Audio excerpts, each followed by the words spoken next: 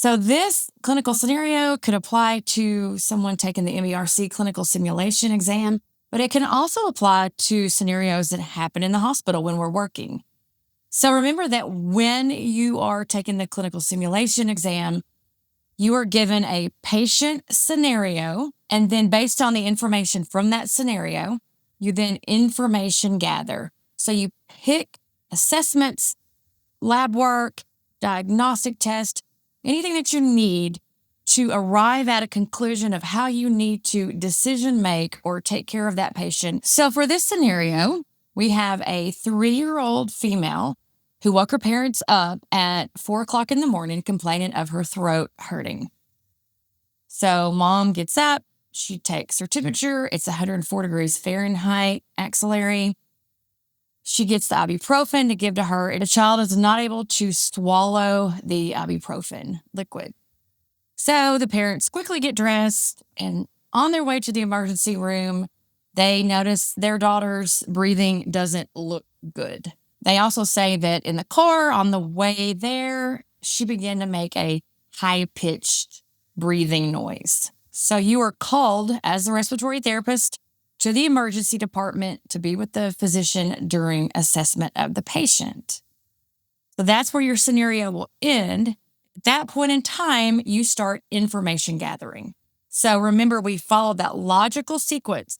We want information that we can get with our eyeballs, with our ears, things then that we can get closer to the patient and touch with our hands, use a stethoscope, use a blood pressure cuff, put telemetry leads on them, anything with our hands.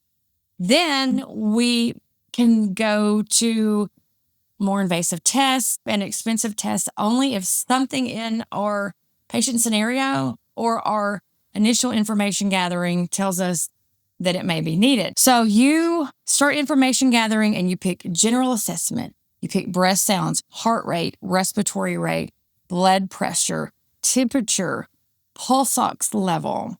You go ahead and pick a chest x-ray and a CBC because of the high temp. Your general assessment of this child is a child in moderate to severe respiratory distress, using accessory muscles, looking very anxious. They're sitting in the tripod position with their mouth open and their neck extended out a little bit. She is leaning forward. She is drooling. Upon further assessment, you do notice that she has a prolonged inspiration compared to her exhalation. And you really don't even have to use your stethoscope because stridor is usually very obvious. Her lungs, though, are clear. You hear stridor carrying over into her lung fields, but you know that it's from that upper airway. Her heart rate is 124. Respiratory rate is 32. Temp is still 104. Blood pressure is 94/60. Pulse ox is 92% on room air. Chest x-ray is back and it is clear. Her CBC is back and it shows a white blood cell count of 27,000. Her neutrophil count is 83%, and she has a left shift with increased bands. Now, here's the thing. At this point in time, you may not be able to make the decision they necessarily want you to make, or you did not pick everything in the information gathering that you should have. Here's that clear cue. Here's that one thing or one of several things that the MBRC wants you to really pick up on. This is not your normal everyday garden variety of a respiratory virus or a respiratory illness. This is more than likely epiglottitis. The MBRC and clinically, you want to key in on the fact that these kids can decompensate very quickly. And they're going to be in that tripod position, helping expand their lungs, open their airway so they can breathe better. Tripod position, if it's a child, if it's an adult, it's always a red flag.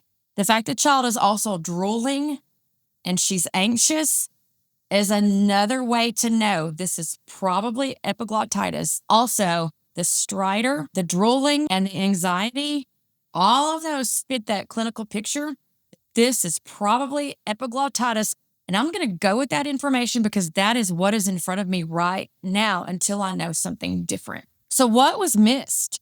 One very, very important diagnostic test that should have been picked in information gathering was a lateral neck x-ray. So the information that was given to you, especially the sore throat, not being able to swallow, the stridor, before you started information gathering, that's something that you definitely want to look for. You're going to see that thumb sign on a lateral neck x-ray, which is indicative of epiglottitis. Also remember that a tripod position in a patient that has fever is an emergency.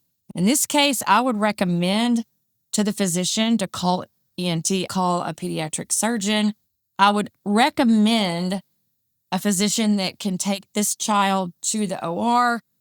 You do not want to look in their throat. You don't want to open their mouth. Really, what you want to do as a therapist is let them be. You don't want them moving around a whole lot if you can help it. That patient's airway, their upper airway, needs to be viewed with a scope, with a fiber optic scope, by a physician that can intubate rapidly if needed. I would also probably, in the meantime, start getting out some intubation equipment just to have it on standby if that were to be given as a choice. Nothing in the general assessment said she was cyanotic yet. She was 92% on room air. That will probably not stay that way for long, considering how quickly she seems to be decompensating.